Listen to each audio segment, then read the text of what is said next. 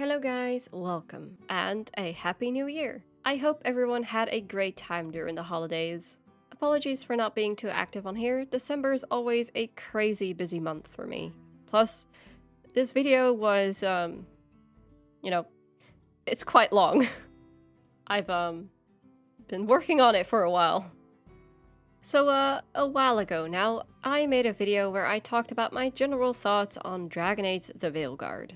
This video was concise and completely spoiler-free. In today's video though, I really want to delve into things and talk about my thoughts in much more detail. So grab a blanket, brew yourself a nice mug of Bittersweet and Teven coffee, and get comfy. And let me throw all of my Dragon Age the Veilguard thoughts and feelings at you. This is going to be a long one. Right, so in this video, I'm going to go over a bunch of different topics. I lightly touched on these topics in the spoiler-free version, but this video gives me the opportunity to talk about the things I loved and the things that bothered me in much more detail and actually give good examples to help me get my points across. If there's any specific topic you're interested in, there will be chapter markers below as always. I will cover anything from gameplay to the characters, story, the ending, and everything in between. That means I will be talking and showing major spoilers throughout this video, so if you haven't finished the game yet and don't want to get spoiled, it's best to click off the video now and come back when you've finished the game. The reason I'm making this video is mostly for me. I've been thinking about this game and how I feel about it a lot since I finished it, and writing things down and talking about it helps me process it all better. I actually wrote the bulk of this script in the days following me finishing the game, but obviously, creating these types of long-ass videos takes a lot of time, and I'm not the fastest when it comes to writing scripts. So I've had some more time to sit with my thoughts, talk to other people, and spend some more time in the game itself. While I do feel largely the same way about the game now as I did right after finishing it, I really feel like the developers wanted to do more with this game now.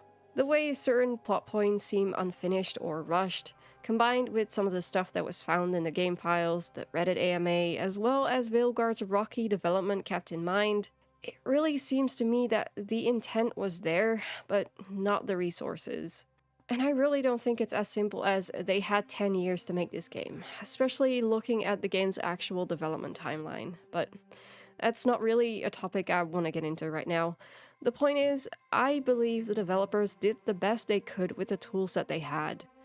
None of my criticisms are aimed at any of the developers or writers specifically whatsoever. This is just me sharing my thoughts on the game as a Dragon Age fan. There is a lot to love here, and I'm going to talk about it, but the game also has its issues, and I am also going to talk about those. As I said in my previous video, everything I say about the game comes from a genuine place of love for the series, and I'm only this critical because I care. So, some context for my playthrough. I played the game on Adventure difficulty. The rook I played is a female elven mage from the Lords of Fortune and a romanced Lucanus. My Inquisitor is a Levellan who romanced Solus, vowed to redeem him, and disbanded the Inquisition. I completed all of the companion quests fully and explored as much of every single area as I could. As someone that played all of the previous Dragon Age games, read all the books and comics, and is very invested in the world and its lore, I read almost every single codex entry that I found and tried to get as much out of the game as possible. According to Steam, this first entire playthrough took me 107.8 hours to complete. While I unfortunately missed one of the items needed to unlock the secret ending, I did watch the cutscene on YouTube later to make sure I understand its context. Right. Enough rambling, time to get into things. Let's start with the character creator. There are so many big points of feedback from Inquisition that BioWare addressed in Veilguard, and the character creator is one of them. I think they did a really good job with this one, and it honestly gave me more than I could have asked for. I always hoped we'd get more and better hairstyles, but I never expected we'd actually get a body and height slider as well. That, combined with the amount of customization for Rook's body and face with things like tattoos, scars, Qunari horns, heterochromia, is more than I could have asked for. There's a few nitpicks I have, like I wish the freckles were a separate thing rather than a complexion. The weird 5 o'clock shadow that some of the complexions have, especially Freckles 1, which I use for my rook, is pretty annoying and really prominent in certain types of lighting. And yeah, the chest and butt slider don't really do a whole lot. Would it have been nice to have more? Yeah, for sure. Do I really care about it though? Eh, not really, but as I said, small nitpicks. Some other small things are I wish we could change the size of the eyes, I wish there was a bit more variation in ear shape for the elves, and maybe some more hairstyles with bangs or fringes for the Kunari. The different lighting options and the ability to import our rook's appearance from a previous save and edit him later are really great additions. While it is possible to import your Inquisitor, it is not obvious at all and you have to jump through a few hoops to be able to do it. A simple import button, the ability to edit them later, and different lighting options for the Inquisitor would be welcome quality of life changes. I love that it plays Inquisition music in the background while you're creating your Inquisitor though, and the green tint in the lighting is a funny reference to Inquisition's character creator. Don't have much else to add. Despite my nitpicks, I'm really happy with the character creator that we got and all the options it offers. Not completely related, but I also like the amount of customization for our rook when it comes to the transmog system. I like that we can transmog any armor and weapon, and it's nice that we can also toggle our casual clothes if we want. I liked almost all of the weapons, and even though I wasn't a fan of all of the armors, I absolutely adore this purple crow armor for my rook. It would have been nice to have dye since I didn't really like some of the color combinations on some of the armors, but overall it wasn't that big of an issue for me. One thing I did notice is that some of the armors looked really weird on my rook. I gave my rook thick thighs and wide hips because I wanted to give her a specific figure. In order to achieve that in the character creator, I had some of the sliders turned all the way up, otherwise you didn't really notice a difference. While it looks good on the character herself, apparently it has a really weird effect on some of the armors. It makes them look really stretched and gives Rook some really weird proportions. Next up is combat. So overall, I enjoyed the combat a lot more than I thought I would. I still prefer the chill and tactical approach, and I really did have to get used to the fast-paced action combat style that Veilguard has. I was probably about 20 to 30 hours in when I finally started to really get it, and I was actually pleasantly surprised about how much fun I was having despite this not really being my cup of tea. There are still some issues I have with it, like Rook is basically a tank almost 24/7. It's hard to perform and finish specific moves sometimes with every single mob targeting you and having to constantly dodge or break your special move to parry. It's hard for me to talk about the difficulty of the game because I'm generally not really a combat person and most of the games I play are narrative-driven games that I play on the default normal difficulty. Baldur's Gate 3 is probably the only game I've completed on its highest difficulty, and it's likely just because its combat is slow-paced and tactical, which I really like. In Veilguard, there is only a few bosses that I actually struggled on the first act of the game. After I got the hang of things though, I didn't really have a lot of issues and even took down a few bosses way above my character's level. And again, I don't know what that says about me or the game's difficulty, but that was my experience. I know there have been some complaints about how there's not a lot of variation when it comes to the types of enemies, and while it didn't bother me that much personally, I can totally see where the people are coming from. There's a lot of enemies that basically do the same thing, and that have a very similar attack pattern. And once you figure those out, the combat becomes fairly easy. At least, again, that was my experience on adventure difficulty. As I said, I'm not a combat person. I have to admit, I do miss the days of having an action bar full of mage spells that I can just use so long as I have the mana for it. Leveling up and choosing which spells to learn was always a fun process in the other games. In Veilguard though, unlocking active abilities and not being able to use them while they're not on my bar felt kinda bad. I was originally going for the Evoker specialization on my mage rook because it was set to be the elemental mage, and I love playing as an elemental mage and being able to use a mix of spells from all the different elements. But it turned out that Evoker was really more of an ice mage that controls the battlefield, so I ended up swapping to Spellblade instead as I wanted to use fire and lightning spells for my rook. Once I unlocked the active abilities I wanted, I put them on my bar and never touched any of the other spells again. I didn't really see the point of unlocking other active spells because I wouldn't use them anyway. I want to use them, yes, but I can't be bothered to constantly have to go into the menu and swap them around. That's why I like the big action bars from Origins and Dragon Age 2. I have all these spells and I can just use them when I need to. And yes, I know we can also activate the abilities from our other companions, but it's not the same, you know? Even though I'm usually not that much of a melee player, I did end up really enjoying the Orb and Dagger along with the Spellblade and Crow abilities. The Orb and Dagger felt really good to use with the fast-paced combat and much more satisfying than the slower, more clunky staff. At least, that's just my personal opinion. Despite the issues I have with the combat, I do appreciate them trying something new. I think this is an improvement over Inquisition's combat in a lot of ways, and not so much in others. Veilguard's combat is definitely engaging, and I had a lot of fun. But I'm still not really a fan of having only 2 companions at a time and not being able to control them directly. The 3 controllable companions in the party is just such a big part of Dragon Age. I think saying it's part of its identity is maybe a bit of an exaggeration, but it kinda feels like that to me. The party composition as well as how the combat works now feels a lot like Mass Effect. And I like Mass Effect, but I've always just preferred the Dragon Age approach, you know? As for the overall gameplay and exploration, I think they made the right choice to step away from open world and go back to the more linear type levels like Dragon Age Origins and Dragon Age 2. I rarely ever felt like quests I was doing were boring or pointless. Sure, not all of them really mattered in the long run, but I at least felt like each of them was telling me a little story. The family that disappeared in Hosberg, the Forbidden Crow Venatori couple in Treviso, it's all those little stories about the people living in the world that capture me. Another quest that is really memorable for me is the one where you investigate a series of mysterious deaths in Minrathous. Defeat the despair demons the victims were hunted by, and assist a spirit of compassion in helping them find peace. So many of these smaller stories about the characters in this world just stuck with me, and that's something I've always loved about Dragon Age. I like the fact that we return to areas we've already been to Dragon Age 2 style, but it's been done in a way where it genuinely feels like a place we're revisiting rather than a reused map. After unlocking an area, you can explore large parts of the map, but you can't get everywhere yet. Some parts of the map are inaccessible and don't open up until later.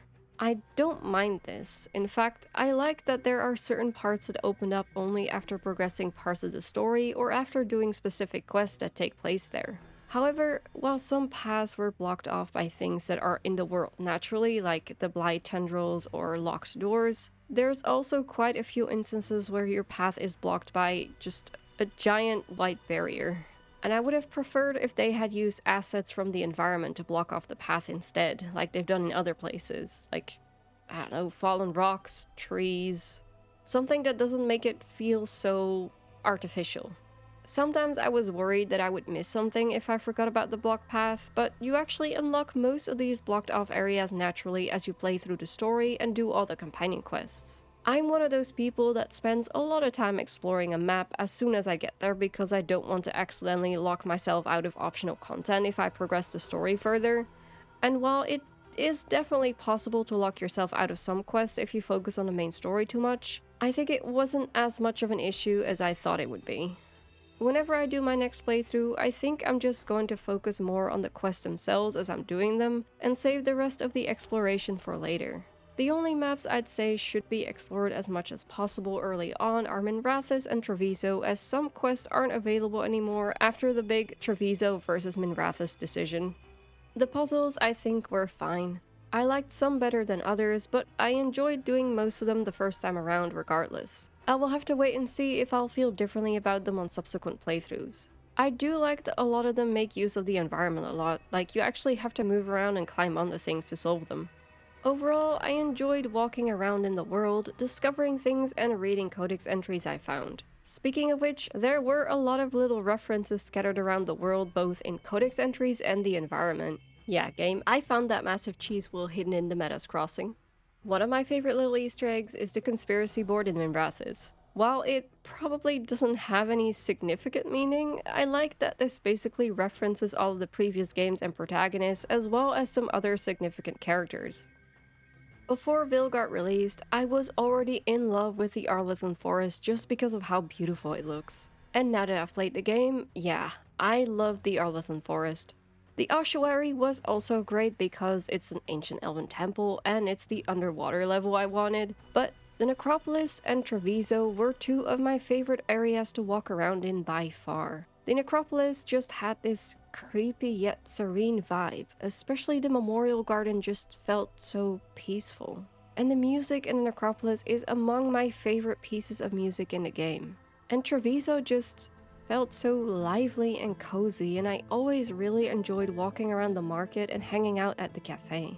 I just love these two areas so much. It's also probably thanks to the fact that spending time with Emmerich in the Memorial Garden and having a drink with Lucanus at the cafe in Treviso are among the most memorable companion moments for me. I can't really put my finger on why. I think it's the fact that both of these moments just feel so genuine. I enjoyed Dogtown a lot as well. The area actually feels like a real city, full of life and with something interesting happening around just about every corner. And of course, I can't forget about the Cat Cafe, objectively the best cafe in all of Northern Thedas. I also really loved exploring the crossroads and seeing Solus's memories. Not only did they give us more context on Solus's history and who he is as a person, but they also gave us two more very important things: Solus with hair and Felassan. Okay, confession time. I freaked out when I saw Felassan. I'm actually a little bit sad I didn't record my reaction because I was really excited to see him. I've always told myself there was only a very small chance we'd actually get to see him in a game because, well, you know, he's dead. And I don't think it was likely that would be retconned. I was already happy with the Felassan Codex entries around the lighthouse and the crossroads, but seeing him in Solus's memories was just the icing on the Felassan flavored cake for me.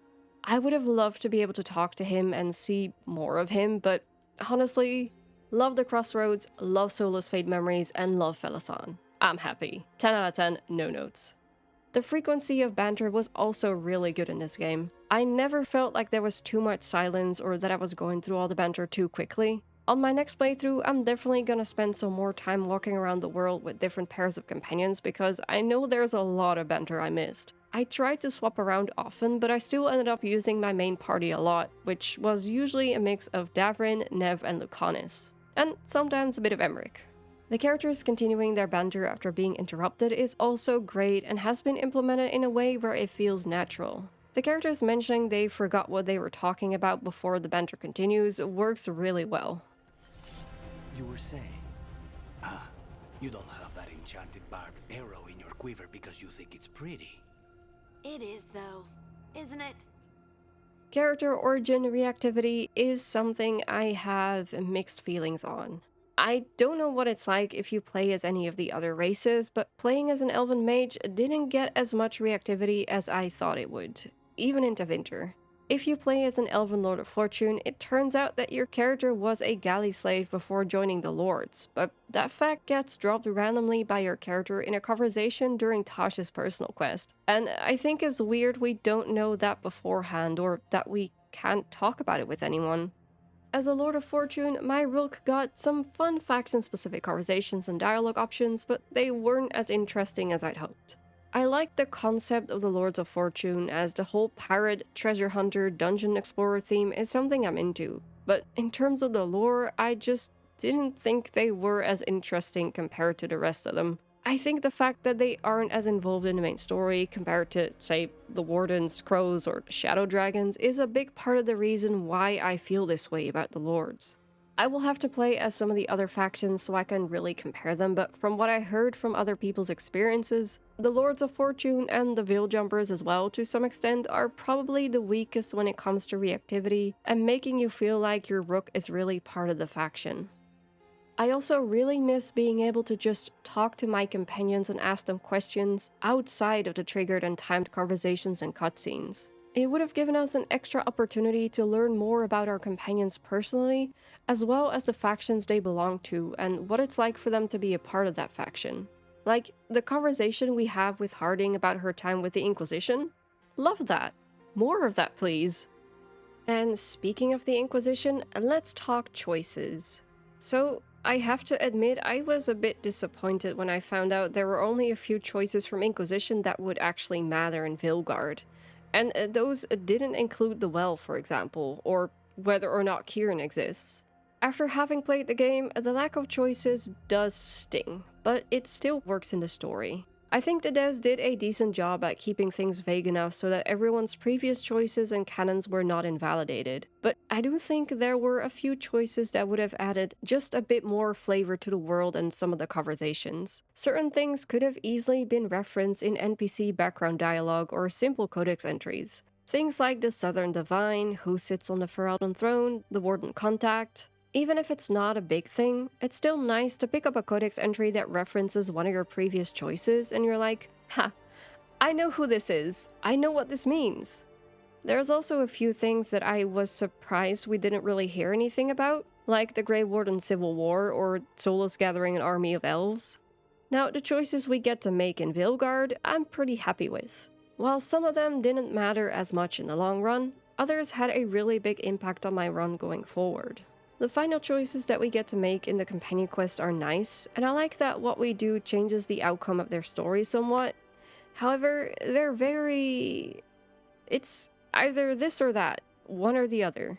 And I wish there was a little more nuance there, maybe some sort of middle ground. Maybe also an option for our character to say, this is your choice, I trust you will make the right decision. And then, depending on your rook's behavior towards them, they choose either one or the other. Or something like that, I don't know. All of these choices just are very black and white, while the issue that we're making the choice for is really more complicated than that. But we'll get back to this later when we talk about the companions. The bulk of the very impactful main story choices are towards the end of the game, but the Treviso versus Minratha's choice is a really good example of making a choice and having to live with the outcome. The choice was made fairly easy for me since it emphasized civilians specifically getting hurt if I didn't help Treviso, and helping out the civilians just made more sense for my rook.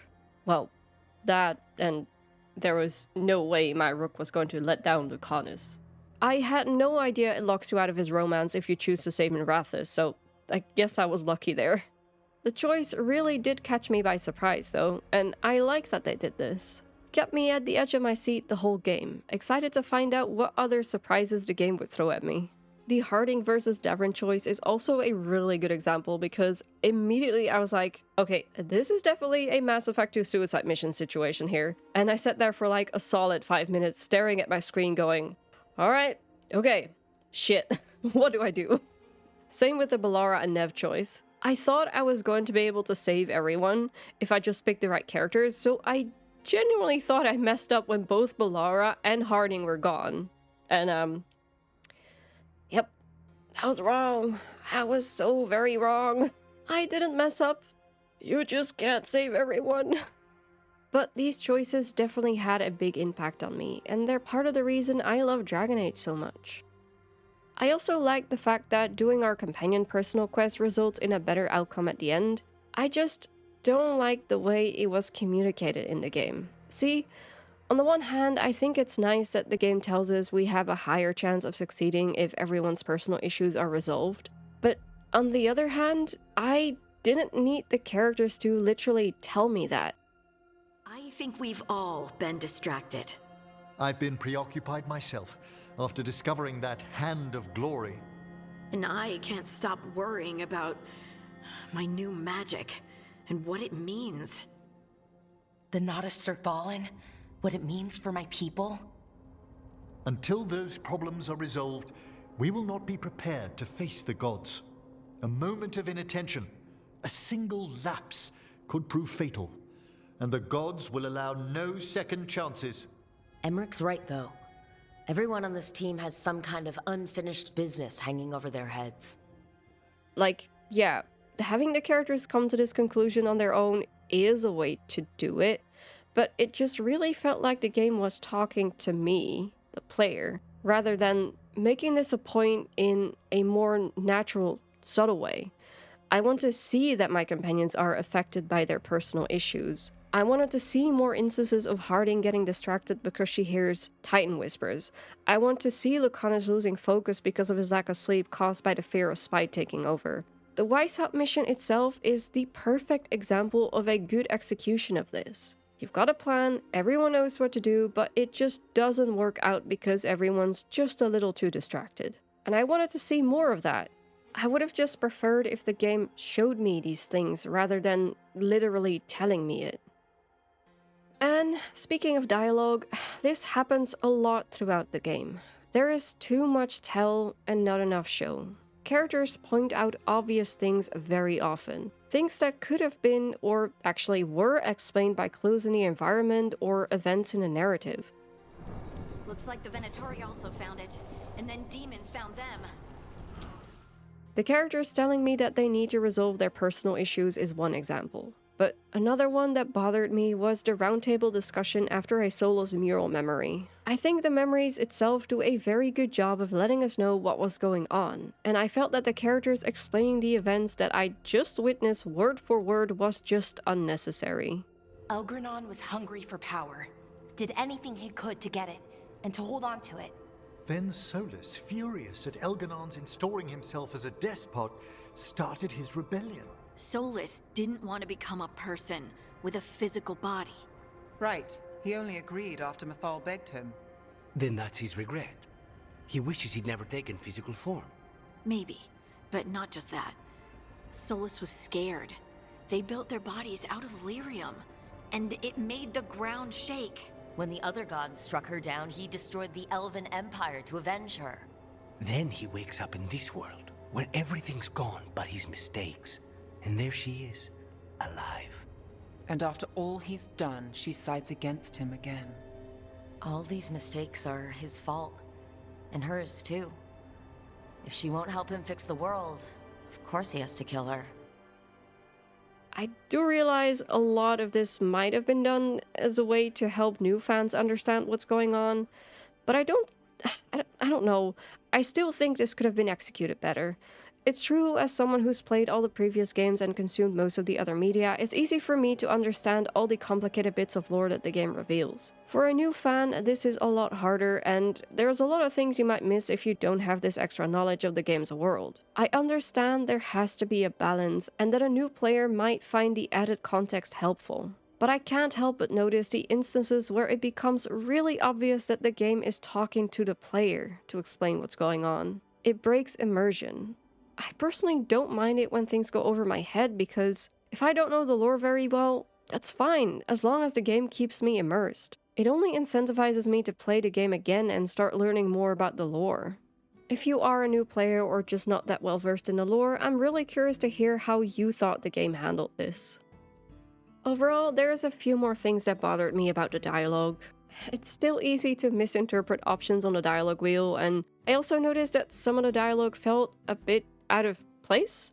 Certain words characters use or the way they phrase things made it feel like I was talking to a friend on Discord rather than a character in Thedas. It feels very modern. Ugh. Awkward. But there's also places where the dialogue really shines. Morrigan's dialogue is written beautifully as always, and even though a lot of her dialogue is information and explanation, it makes sense for her character to do so, and it was done in a way that feels natural. I loved being able to talk to her about Mythal and what it means for her to carry her essence.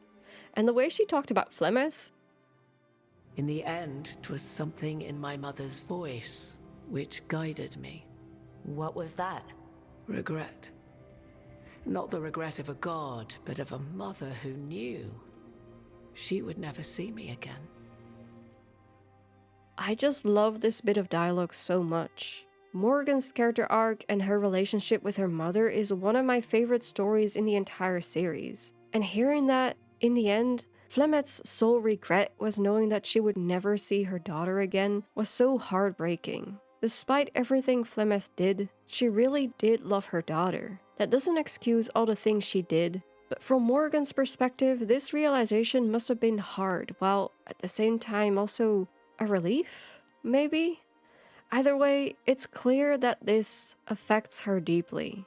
And not because she tells us so. It's not because the game spells it out for us. It's because we hear the emotion in her voice when she talks about it.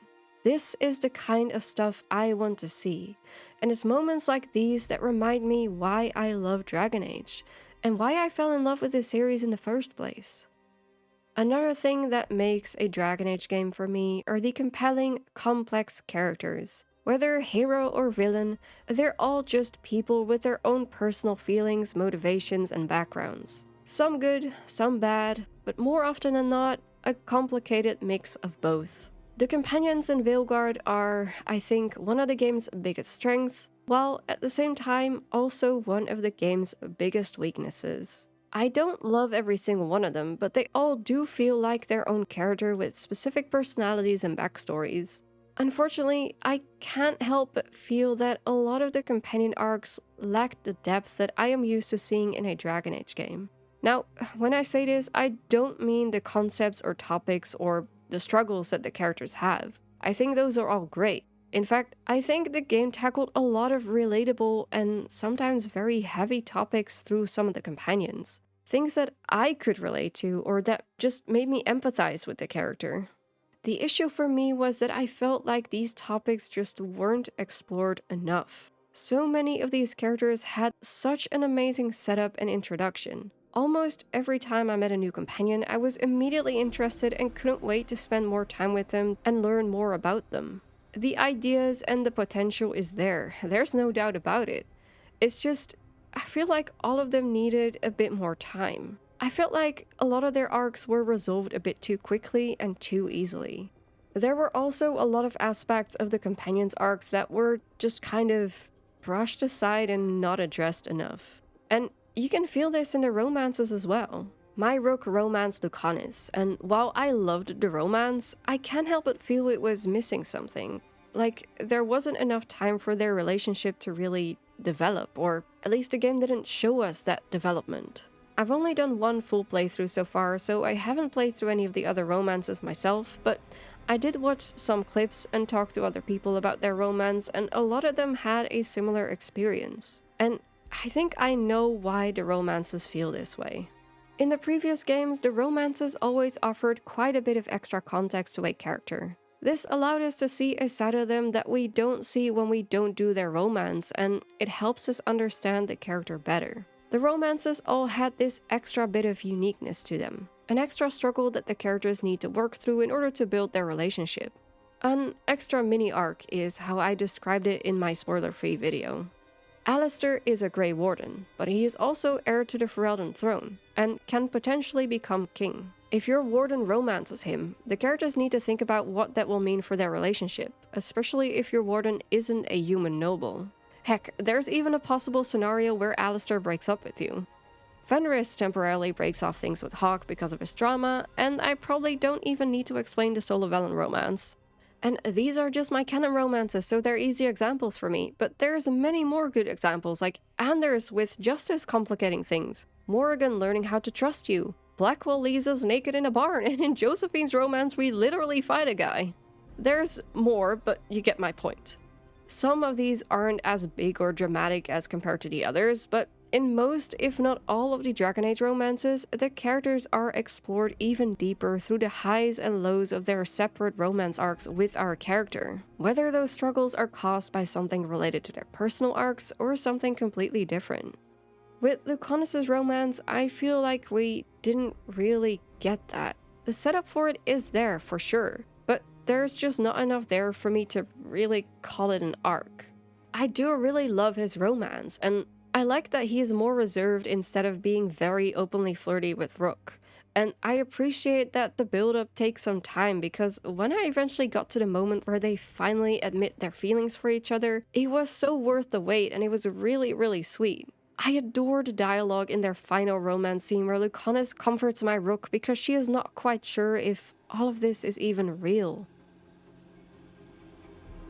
How do I know if I really did? This could be more of the Fade. You're here.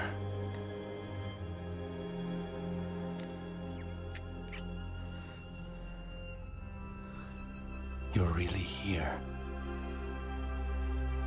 Promise? I swear. Like, I just melt every time I watch this clip. It's so sweet. I love it so much. Yes, it takes ages for something to actually happen between them, but I think the, slow burn, if we're gonna call it that, actually makes a lot of sense for his character. He has been through a lot and needs to build up trust with Rook, and that takes time. And since Lucanus' writer, Mary Kirby, revealed that he's never been in a relationship before and that he is demisexual, the development of his romance makes even more sense. Having said that, I do get where the complaints are coming from, and I agree. I think the romance could have used an extra scene or two, where we see the characters doing things together instead of simply talking. The romance can be a slow burn, but that doesn't mean the characters don't spend time with each other. Have them take a walk, hold hands, another coffee date, or have them cooking a meal together. Throw in a hug or two, and we're golden. I heard the development of Balara's romance with Rook is very similar, where there's not really a lot happening until the very last moments of the game. Ultimately, I think it all comes down to the fact that a lot of the romances in Veilguard are missing their own unique mini-arc. Well, that and the timing of the final romance scene is a little bit awkward. Like, we just came from a very intense emotional moment with the Fate prison, and, at that point, most of us are still crying over what happened with Varric. Or the fact that the final romance scene for every single romance, with the exception of Emmerich, takes place in Rook's room and is always at the same point in the game. But like I said, the setup for this mini-arc is there. Throughout the course of their romance, even though it's obvious Lucanus has feelings for Rook, he keeps holding back for some reason. In their very first romance scene, they almost kiss. And then Lucanus turns away and says that he needs to clear his head. At the time, I was convinced it had something to do with spite. It made sense to me. Lucanus is possessed, and that obviously affects him. I was so sure it would play a role in his character arc as well as the romance. Before completing a certain part of Lucanus' personal quest, spite could take over randomly without Lucanus being able to do anything about it if he is not in control. The guy even avoids sleeping because of it. During the preparation before the final fight, Lucanus does say that he was afraid to have feelings for Rook, but he never actually says why. You'd think this is something the characters would, want to talk about. I think this was such a good opportunity to tie this into his personal arc with Spite, and it would have been such an interesting plot point for them to explore in their romance. To me, it made perfect sense Lucanus was being careful after everything he went through, and because he was likely afraid of how Spite would complicate things between them. So many things could have played a role. Lucanus being afraid of hurting Rook when Spite takes over, how Spite might react to his relationship with Rook, the fear of Rook not accepting him because he's possessed, long-term effects his possession will have, and what that means for their relationship going forward. These are such interesting plot points, and I'm just sad they were never explored. Depending on what you do during Lucanus' personal quest, his relationship with Spite turns into something more peaceful, and it's not as much of an issue anymore. But that doesn't change the fact that the guy is still possessed. It's going to have an effect on him in some way, even if it's not negative. I would have loved to know what that looks like. And not just in the romance, but also for Lucanus as a character in general. If we take Anders, for example, his relationship with Justice started with the best intentions, but Anders' strong feelings on the suffering of mages turned justice into vengeance, and vengeance in turn kept pushing Anders to the extreme. We were going to work together, bring justice to every child ever ripped away from his mother to be sent to the Circle. But I guess I had too much anger. Once he was inside me, he changed. So, you have this spirit of justice living in your head? It's not like that. He's gone now. He's part of me. It's not like we can have a conversation. I feel his thoughts as my own. Not even the greatest scholar could tell you where I end and he begins. In the end, they were no longer two separate entities. They were two sides of the same coin. In Anders' case, the two brought out the worst in each other, and I want to know how things could develop for Lucanus and Spite. During the events of the game, Spite very much seems to be his own person. I mean, yeah, he's a demon, but you know what I mean. Even though he's possessing Lucanus, he still seems to be a separate being, kinda.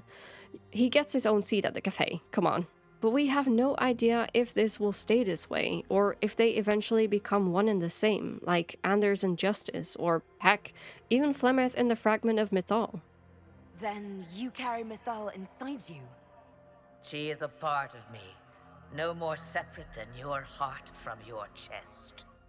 I really enjoyed Lucanus' personal quest, and his possession is such a cool concept. I wish we were able to really delve into the details of it and what long-term effects it'll have.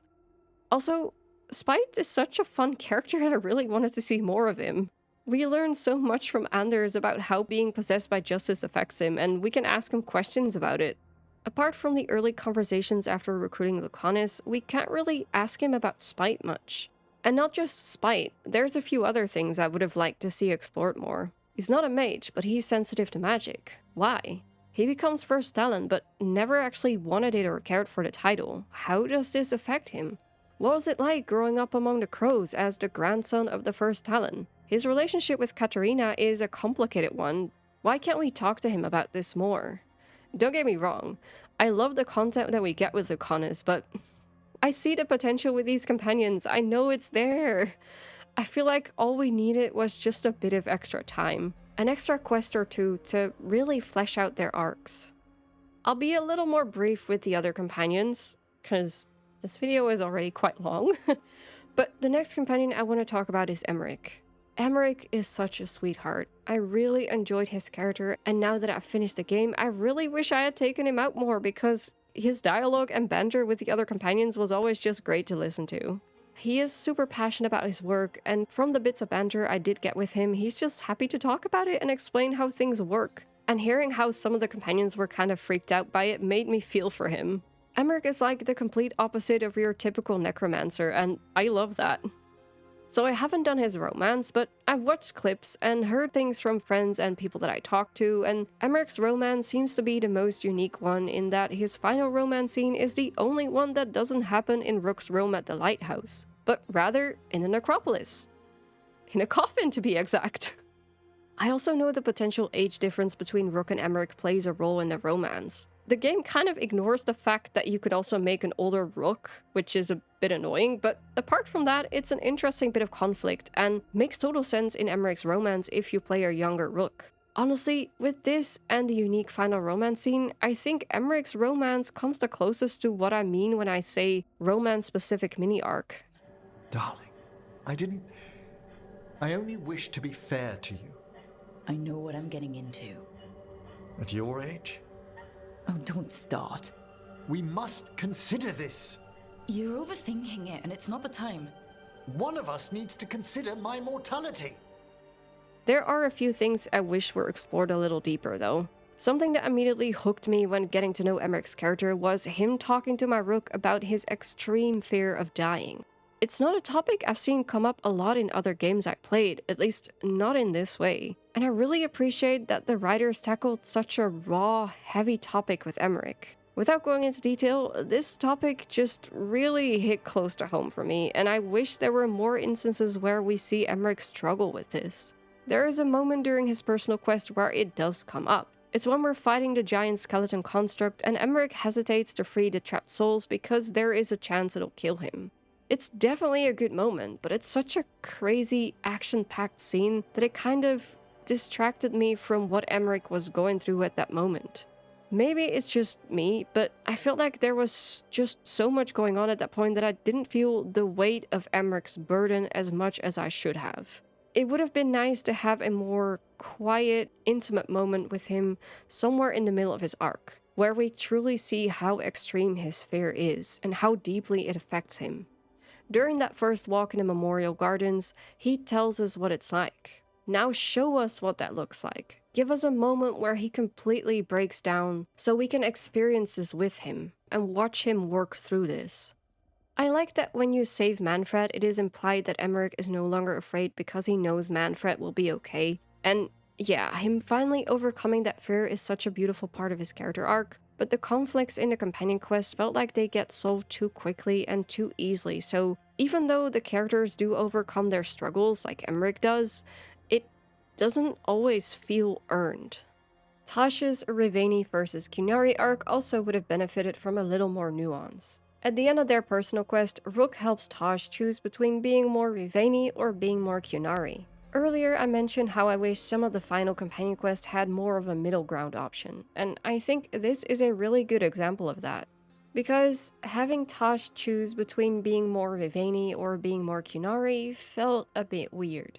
I am not bicultural myself, but some of my close friends are, and from the things they've told me, things we've talked about, as well as things I've learned from other people that are bicultural, it can be really difficult sometimes because being part of two different cultures means it's possible that sometimes you don't quite feel like you belong with either. And we do see Tosh struggle with that quite a bit, yes, but at the end of the day, you're still part of both, and both are still part of you. It makes you who you are, and being able to embrace that is a wonderful thing. Instead of having them choose between the two, why not give them the opportunity to embrace both their Qunari and Riveni side? I think that would have been a much more satisfying conclusion to their arc. Even if it's not what Tash, or Rook rather, ends up choosing for them, having the option would have been nice, at least. Nev and Davrin are among my favorite of the companions, and they were my Rook's besties. I really enjoyed the Gloomstalker questline, and I loved all the callbacks to the events of The Last Flight. And having read The Last Flight, it was fun realizing the Gloomstalker is actually Isaiah before the game actually reveals it. The elf ears, the scarf covering her mouth, the things she says about the griffins, all neat little details that might not mean much to a new player but still work, but also neat little details that lore nerds will immediately catch, and I love that. I don't have a lot of complaints about Devrin's arc or its conclusion. I like the casual picnic and walks in the forest with him, but again, I do wish there was a little bit more substance there. There's a lot about him and Hassan. He learns how to take care of him. He trains him. He learns how to strengthen his bond with him. And don't get me wrong, I love Hassan, and I understand he is a big part of Davrin's growth as a character, but I would have liked to see a bit more depth to Davrin as a character, aside from his relationship with Hassan and the Griffins. I did like the conclusion to his quest though. Both options for the Griffins make sense to me, and there's a good argument to be made for both. I really enjoyed all of the Nev-related quests, and the skipping stone scene is one of my favorite moments with her. Also, hey, she gives you approval when you pet the cat that hangs out in the area, so Nev is a cat person, confirmed?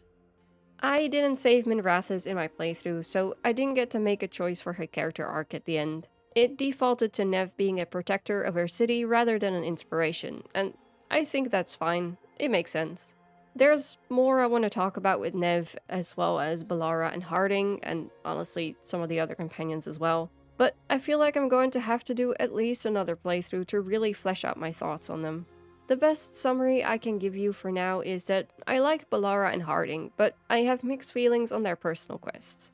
Balara dealing with the loss of her brother, as well as feeling responsible for it, is a really strong start. Of course, it turns out that he is actually alive, and I am not sure that was the best decision. I feel like it kinda takes away the weight of Balara's grief and guilt that she struggles with at the beginning of the game. I don't know. Yeah, I don't know how to feel about it. I like that we get to see Anaris, but I also feel like we didn't get to see enough of him. Everything Anaris related is pretty much tied to Balara's personal quest, and I'm kind of wondering if it wouldn't have been better to have Anaris be its own thing.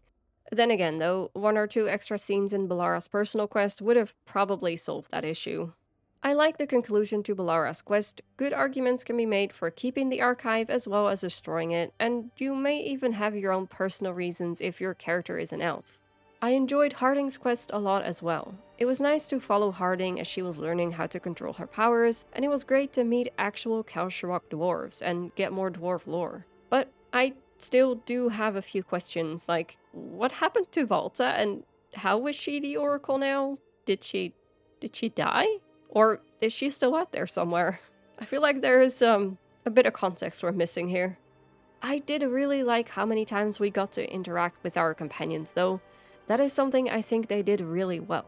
During Act 2, you get new conversations with them after almost every quest. It also shows on the minimap when companions have new dialogue, and whether that conversation is time sensitive or not. And as someone that always goes around the hub to talk to every companion after almost every quest, I really like this. And even if the companions don't have new dialogue, you can still find them around the lighthouse talking to each other as well. While I did enjoy all the interactions with the companions, the casual and lighter moments as well as the big dramatic ones, I do think the companion arcs would have had a much bigger impact if we could just spend a little bit more time with them. Just a few more hours to create more build up to their problem and spend more time on the resolution. I also feel like there should have been a bit more conflict between the companions. There's a few companions that don't see eye to eye with each other, but all of their arguments are very mild and get resolved very easily. None of them ever reach that boiling point where we really have to interfere because they're just about to rip each other to shreds. Think of Tali and Legion or Jack and Miranda from Mass Effect. Having recently replayed Mass Effect 2, yeah, those conflicts get resolved with one conversation as well, but the stakes feel much higher because the subject of the conflict is much more serious, and depending on what dialogue option you pick, you may even lose the loyalty of either one of the arguing squad members. Our mission is too important to let personal feelings get in the way. Fuck your feelings. I just want her dead. You both know what we're up against. Save your anger for the collectors. Or, sticking with Dragon Age examples, the tension between the characters is nowhere near the hostility between Anders and Fenris, for example. Basically, all Rook does is tell them to get along and they just do. Like, it's hard to explain, I didn't feel like I really had to do something with the arguments in Veilguard, whereas with the ones from Mass Effect, I feel like someone's going to die if Shepard doesn't interfere. Sure, the team needs to be able to work together if they want to succeed, but that doesn't mean they have to like each other, right? Everyone's aware of how important this mission is, so surely they're able to set aside their differences, at least for the moment, until their job is done. And I'm not saying I want tension and conflict all the time, but having our companions take a bit more time and effort to get over their differences would have made their dynamics a little bit more interesting. So, I know I had a lot of mixed feelings about how the companions were handled, but now I want to talk about something I feel very positive about. And that is our dear friend and favorite writer, Varric. Varric really is one of the highlights for me in this game. Talking to him always felt like meeting an old friend after you haven't seen them for a while. And even though you haven't spoken in ages, it feels like not a day has gone by. The way Varric is handled in Veilguard is another great example of something that works for new players while at the same time is very meaningful to longtime fans. There is a really nice callback during the opening of the game, if you pick a certain option. If your Rook chooses violence, Varric pins the bar owner to the wall by shooting a crossbow bolt through her shoulder. In Dragon Age 2, Varric pins the thief that stole Hawke's coin purse to the wall by shooting a crossbow bolt through his shoulder. This is the first time we see him outside of the interrogation scene with Cassandra, and the first time we get to interact with him as Hawke. To see Varric get introduced in such a similar way in Veilguard is just such a nice touch. To veteran players, he really is that longtime friend that we finally get to spend time with again. To both Rook and the player, Varric is that very supportive mentor character who introduces you to the story and basically the world of Thedas. Varric is basically the Duncan of Veilguard, and like Origins, we end up losing him pretty early on. The only difference is, of course, Rook doesn't realize it until much, much later. For new players, it sucks because you're losing the person you relied on for support. For people that have played the other games like me, this hits even harder. It's like saying goodbye to an old friend.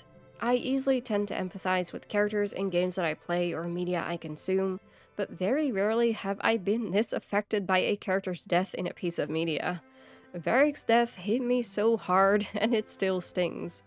The funny thing is, I was 100% prepared for Varric to die. I was even expecting it. I just didn't expect him to die right at the start of the game. So after the encounter with Solus, when it is shown that he is just injured, he's fine, don't worry about it, I didn't really think about it again. Varric taking on an advisor role made perfect sense to me. Of course he can't go out in the field with us, Bianca's broken and he needs to rest. He just needs some time and... except it turns out, of course, that he actually did die. And the signs are so obvious too. Characters never check on Varric, no one ever speaks to him or mentions him, and he's always just there. And even Solus almost slips up. He tried to talk to you anyway, and now he's hurt. Varric is quite practiced at shading the truth himself. I did notice these things as I was playing through the game, and I did think it was kind of weird that we didn't get to interact with Varric more, but for some reason it just never occurred to me that this might actually all be because this is just in Rook's head. So yeah, I was not expecting that twist and it hit me hard. I've seen people talk about how they didn't like it that Varric didn't do much and that they could have done more with his character, and I think that's completely fair. While I would have liked to interact more with Varric or just see him do more in the game, I like the twist of him being dead all along so much that I don't even mind the little amount of interactions with him. Maybe that's just because I played all the other games and already spent a lot of time with Varric as a character, I don't know. But it makes sense to me. Even though Solus uses blood magic to make Rook think that Varric was still alive to give them that extra push and support that they needed to do what Solus needed him to do, I still like the implication that, deep down, Rook always kind of knew. And this was just a way for them to cope with Varric's death. While it hurts to lose such a fun and iconic character, I think this is a beautiful end to his story. From the writing and the dialogue to the music and performances. Everything about this scene was fucking perfect to me. It reminds me that the memories we make, the stories we tell, they will live on in us and the people we choose to share them with. Losing someone you love is really hard, and accepting that loss is even harder. But so long as we remember them, remember the stories we shared with them, the memories we made with them, we carry them with us, and just like our memories, they will live on in us. Next, I want to talk about the story. I loved the main story in Veilguard. I thoroughly enjoyed all of the main story quests, and I loved that the entire team was present during the big moments and that everyone had a part to play. Gillenane and Elgranon are actually competent and genuinely feel intimidating, like, they're not messing around. And the game makes that very clear. Multiple times we make plans, and multiple times these plans go wrong because the elven gods simply outsmarted us and something unexpected happens that we then have to react to. The stakes actually felt high, and the story had me on the edge of my seat constantly, as I was both excited and nervous for what would come next.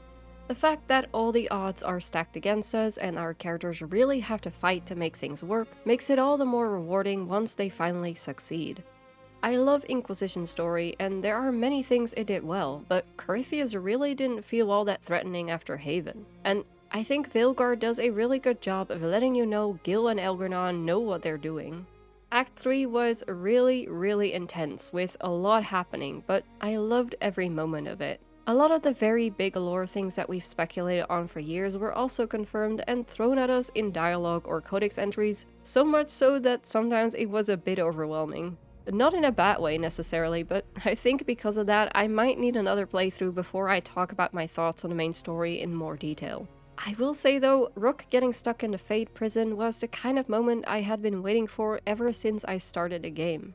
Rook is constantly traveling to so many different places, the world is full of color, and they're always surrounded by their companions. The Fate prison is such a stark contrast to that. It's quiet, devoid of color, and for the first time in the game, Rook is completely alone. And not just that, the last thing Rook sees before being pulled into the Fate prison is their companions dying and Solus betraying them. It really adds to that feeling of regret, loneliness, and desperation. And when Rook finally manages to get out, there is just such a strong feeling of relief, hope, and sense of comfort to be with their friends again. It's really among my favorite parts of the story.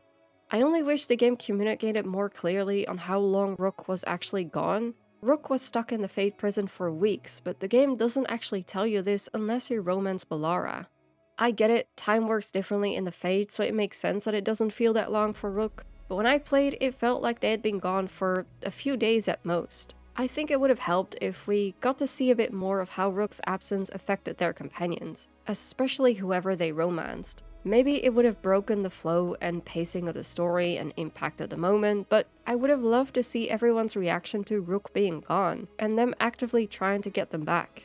Also, maybe their immediate reaction after pulling Rook out of the Fate prison rather than time skipping to the lighthouse.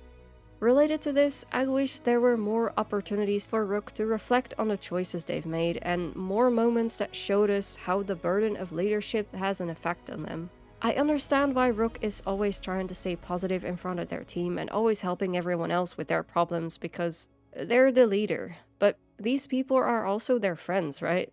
The moment after the Fate prison was the perfect setup for Rook to finally open up and realize it's okay to be vulnerable sometimes.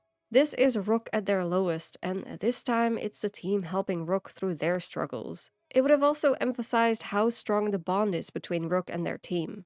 I would have also liked to see a scene similar to the Wicked Grace scene in Inquisition, where the entire team just sits down and has fun for a bit. Yes, the stakes are very high and the world might end, but doesn't that mean you should take all the moments of happiness and enjoy them while they last? I don't know, small nitpick I guess, but it would have been nice to see the entire team interact with each other in a more casual way. That said, I always really enjoyed the pep talk scenes, and I do like the fact that they all have their own lives and do things on their own. Like, a few of the companions even have a little book club together. That's cute. My Rook is still waiting for her invitation, by the way. Of course, I can't talk about the story without talking about Solus and the Inquisitor. I loved the role that Solus played in Veilguard and his dynamic with Rook. I also still think it's hilarious that Rook messed up his 10-year plan by knocking over a bunch of statues. Before we knew anything about the game, I always thought we'd spend most of the game tracking Solus down and messing up his plans.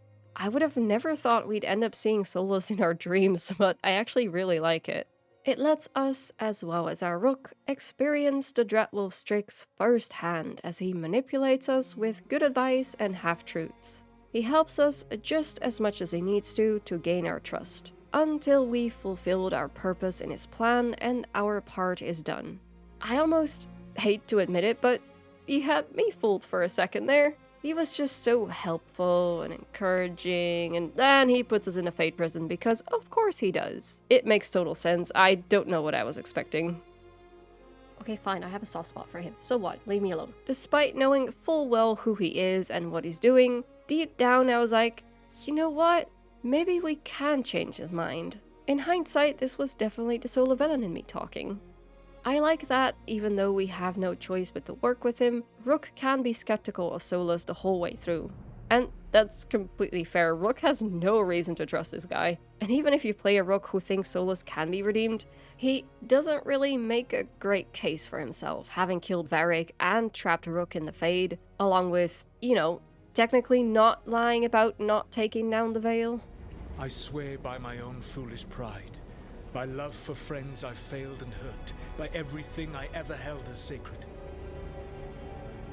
I will leave the Veil untroubled. It will never come down by my hand.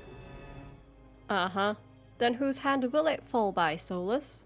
Whose hand? That said, I did play my Rook as someone that kind of empathized with Solus a little bit. While she definitely thinks Solus went too far, her time leading her team made her understand that sometimes you have to make some very hard choices in order to keep fighting for what you believe in. Ultimately, Solus was fighting for what he believed to be a better world, trying to fix the mistakes of his past. My Rook, having witnessed Solus's memories and being in a very similar position, fighting for a better world, defending the people she loves and opposing gods, understood his perspective. She didn't agree with him, nor his methods, but she understood. He's just so haunted by his regrets and too prideful to let anyone help him, because he thinks this is something that he, and he alone, can fix. But he's changed his mind before. The world in its current state, he has lived in it now. This world is not the extraordinary, magical place it was before, but there is still beauty in it. He sees its value now. He's made friends. He even fell in love. He cares. He hates having to destroy this world, and my Rook believes that, deep down, he doesn't even truly want to. And so she believes there is still a chance for him to change his mind after all. That does not mean my Rook is doing this for Solus's sake, however. Despite his reasons and his good intentions, the fact remains that he still has done some really horrible things and sacrificed the lives of a lot of people. He is not a good person. He is very much, very morally gray. So whether or not he even deserves to be redeemed, That is a discussion that could probably fill an entire video in and of itself. Wow, I really went off on a tangent here, didn't I? I just love this character and this aspect of the game so much. I always got excited whenever I got that quest pop up telling me to talk to Solus again. The only complaint I have is that I wish we got to interact with Solus more, but honestly that's less of a complaint and more of a I just love this character so much I want to talk to him more kind of thing. I loved seeing my Inquisitor again, as she is a character I feel very attached to. I loved every interaction we got with her, though I do have to admit I thought the Inquisitor was going to have a bit of a bigger role. I understand why they weren't around as much, as there was a lot going on in the south. I have mixed feelings about that, but that's a discussion for another time. But I would have liked to have my Inquisitor in the party proper for at least one quest. It just makes sense to me that the Inquisitor would be very involved since this is personal to them, and Solus is stuck in the Fate anyway, he can't do shit. Just imagine a romance Llewellyn coming to the lighthouse, seeing those Solus murals. Oh, God. Oh well, it is what it is. I'm still happy with the things that we did get anyway. Speaking of happy, I still can't believe we actually got a happy Llewellyn ending. I was so convinced it was going to be tragic and that Solus would end up sacrificing himself or something, but honestly, I couldn't have wished for a more satisfying ending for them. Yeah, the other endings for Solus are also very satisfying, but apart from me wishing that my Llewellyn would just hug and comfort him as he's breaking down, I think the Llewellyn ending is perfect. The look in his eyes when he sees her, the sad her speaking Elven to him, them leaving together. Yeah, I'm a happy Llewellyn. 10 out of 10, no notes. Do I wish there was more? Of course I do. I love these characters. Of course I'd love to see more of them. Of course I'd love to see how their relationship develops now that they can finally be together and heal. But honestly, I feel like their arc is complete. I'm sure there are other things that could still be explored, but I just think this is a very satisfying and beautiful conclusion to their story, and to Solus' story as well.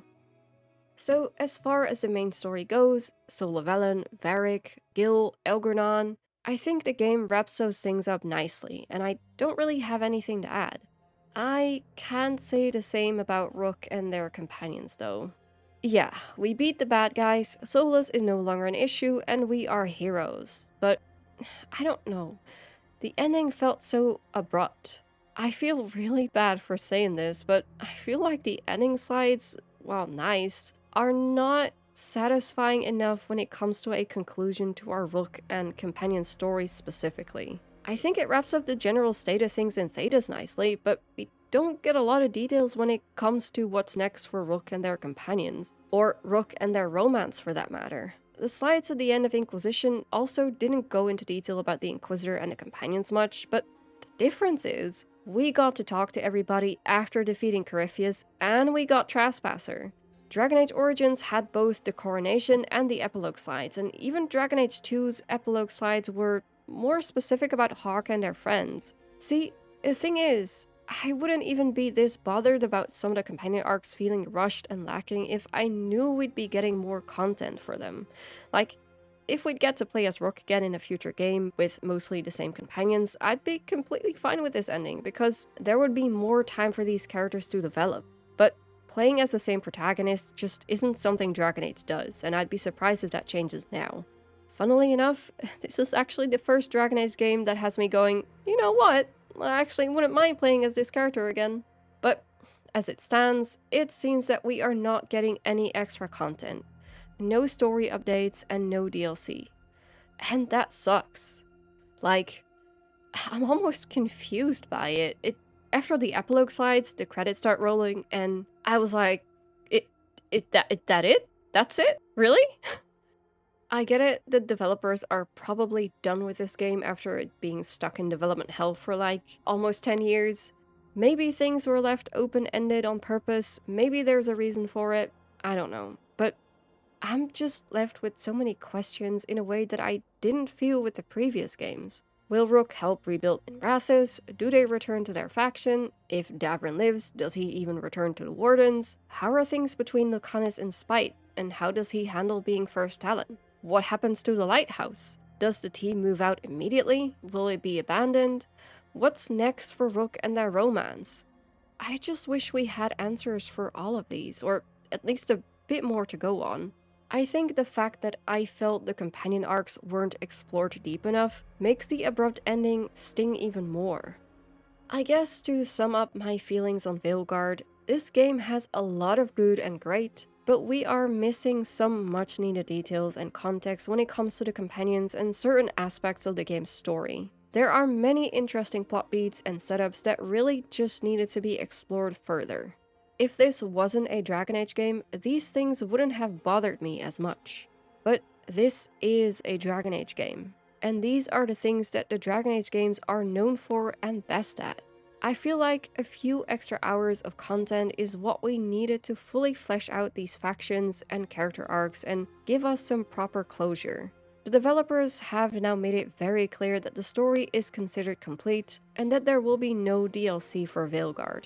I respect that decision, but man, it makes me sad.